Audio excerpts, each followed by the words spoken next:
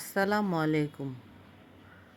আজ শুক্রবার, বাচ্চাদের আবদারে বানিয়ে নিলাম লুচি আলুর দম। এজন্য সকাল সকাল আলু সিদ্ধ করে নিয়ে আলুগুলো ছুলে ছোট ছোট করে কেটে নিলাম।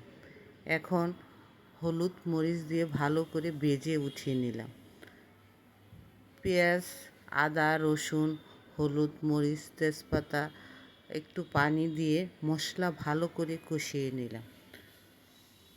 বাচ্চাদের আবদারে শুক্রবারে মজার মজার নাস্তা তৈরি করতে হয়।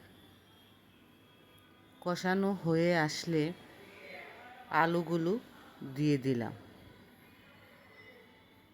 আলুগুলো দিয়ে ভালো করে নেড়ে চেড়ে নিলাম।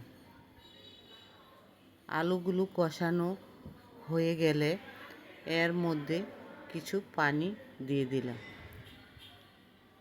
শুক্রবার মানে মজার মজার খাবার রেসিপি।